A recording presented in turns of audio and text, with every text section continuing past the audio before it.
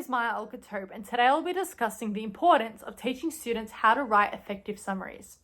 Incorporating summarizing into our teaching practice is essential for fostering key skills.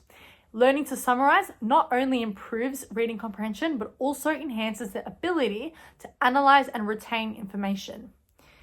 Summarizing is a skill that students will use beyond the classroom, whether they are recounting experience, explaining a process, or telling a story.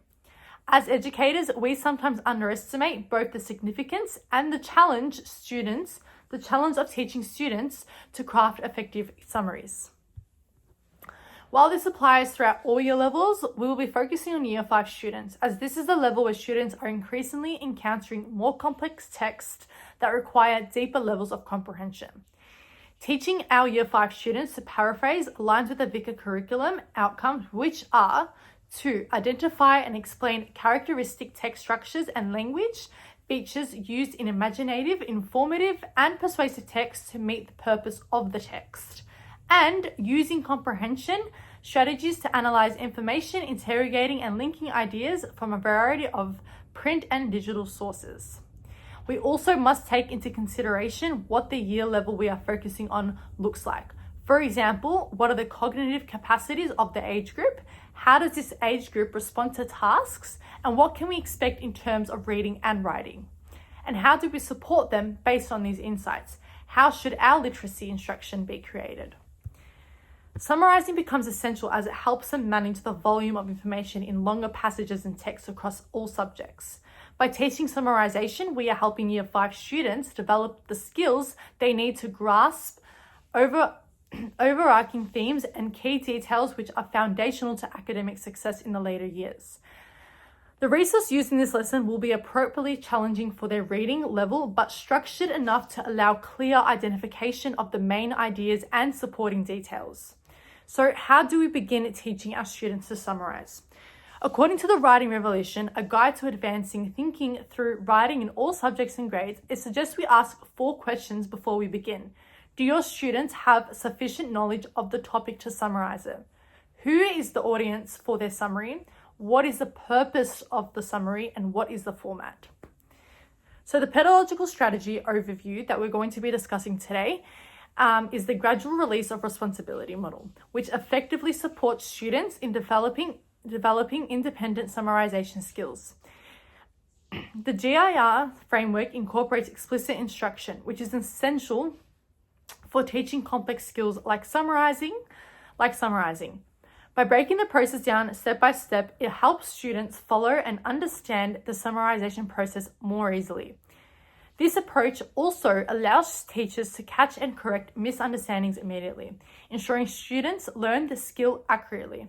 By modeling the task first, explicit instruction builds students' confidence and provides a supportive environment where they feel prepared to take on a challenge independently. So this model gradually shifts the learning responsibility from the teacher to the student through a 3-phase process. So the first aspect of this process is I do, which is where the teacher models what summarization is.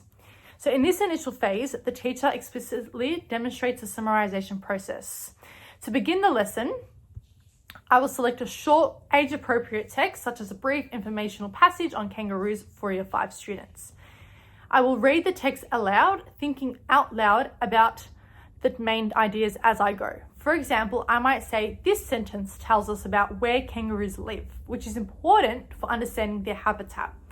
As I read, I will model highlighting and underlining key information explaining why certain details are essential.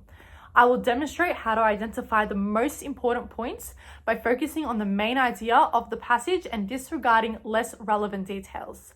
Then I will show how to condense these points into a concise summary, explaining my reasoning for each step. For example, I might summarize by saying, this passage is mainly about kangaroos' powerful legs and how they help them hop long distances. This process helps students understand how to break down a text and focus on its core message.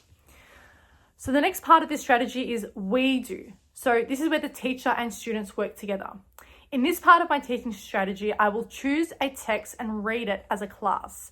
Then I will guide the students to identify key information which can lead to collaboratively create a summary.